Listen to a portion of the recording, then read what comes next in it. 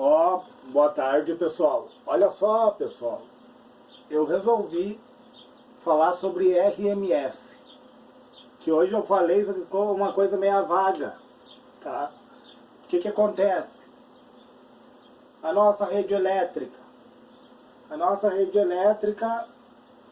são duas meia ondas, ó, pessoal, que vai dar uma onda completa, ó. 220 volts e 60 Hz. 60 oscilações ele vai fazer isso aqui, ó, pessoal, 60 vezes por segundo.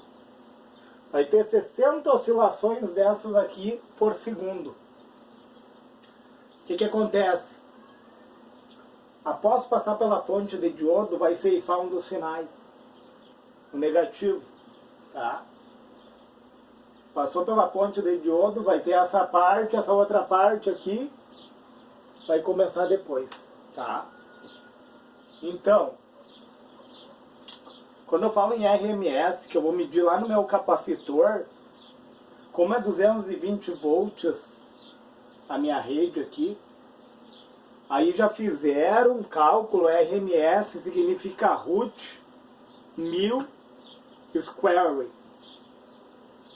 que nada mais é que a raiz média quadrada. A raiz média quadrada de uma onda, entendeu?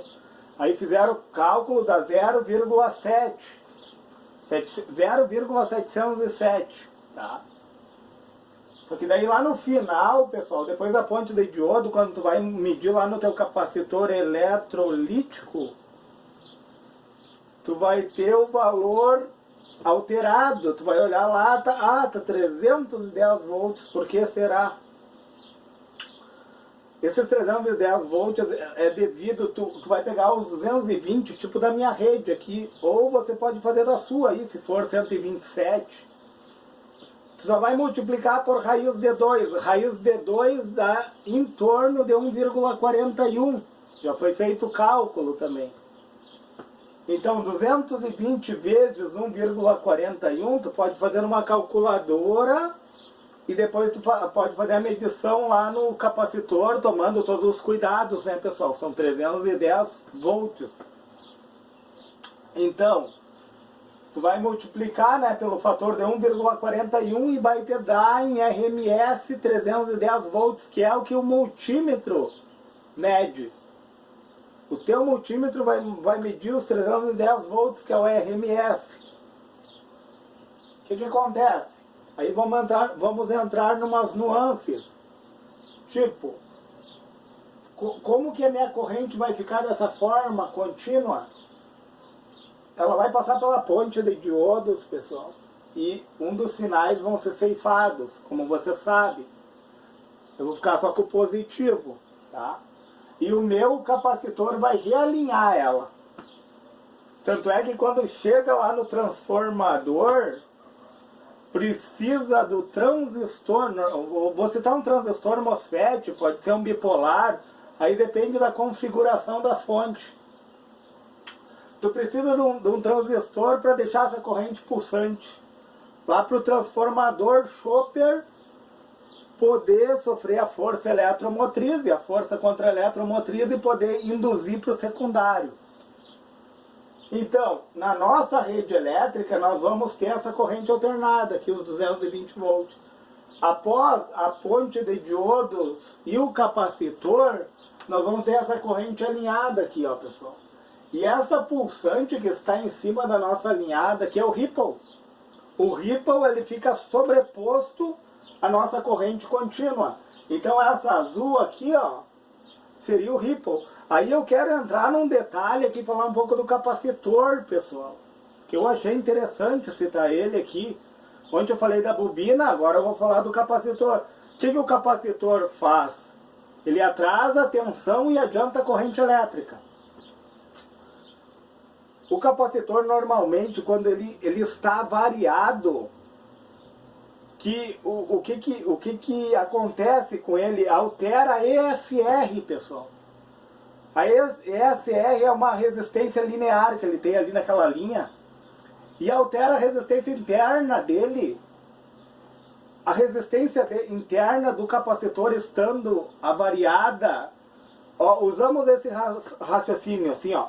Quanto maior a capacitância do capacitor, menos ripple vai ter. Quanto maior a capacitância, porque ele vai abastecer aquela outra parte do circuito ali, ó, quando precisar da atuação do capacitor, né? Ele vai abastecer de forma branda, se ele tem uma grande capacitância. Agora, se a resistência dele é alterada, se a resistência do capacitor for alterada, o que que acontece, pessoal? Concordam comigo que vai reduzir a capacitância dele? E que ele vai liberar, vai abastecer essa outra parte da placa de uma forma mais, como que eu vou dizer assim, ó? Ele vai ser mais intenso no abastecimento, uma forma mais brusca, eu diria assim, né? Ele vai ser mais brusco no abastecimento, ele sendo mais brusco com uma capacitância reduzida, porque aumentou a resistência interna, vai aumentar os ripples. E daí tu pode saber que é uma avaria, é uma das avarias que pode acontecer com o capacitor, entendeu? Alterar a resistência interna dele. Como os resistores, né? O capacitor sempre vai aumentar para mais a resistência interna. Ele vai aumentar para mais. Os resistores também, da mesma forma, eles aumentam para mais. Entendem, pessoal? A título de curiosidade esse vídeo. Então, a corrente alternada da minha rede é 220 volts. Só que lá no capacitor, pessoal, quando tu vai medir, tá 310. Por causa do quê? Por causa do RMS, pessoal. Tu tem que multiplicar por raiz de 2 os teus 220, que vai dar 310, que é o que o teu multímetro vai medir lá. E os ripples, pessoal, os ripples é tudo aquilo que se sobrepõe à nossa corrente contínua. Aliás, é a corrente alternada se sobrepondo à nossa corrente contínua. Certo? E daí aqui aparece uma variação de corrente também, ó. Porque todo o circuito ele é interligado. E daí tem tudo ali funciona para corrigir o circuito, pessoal. Tipo, o capacitor ali, ó.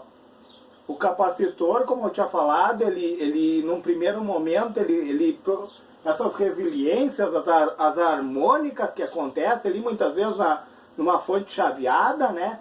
Todas aquelas harmônicas ali, o capacitor se encarrega de mandar para o terra. Isso aí que é interessante, as RFI, que a gente chama, né? Interferências de radiofrequência, que são causadas pelo próprio circuito, pelo chaveamento, e as que vêm de forma externa também. Mas é interessante nós sabermos, né, que a nossa corrente alternada, ela sai da nossa rede, mas em RMS existe uma amplitude nela. Ela vai a 310.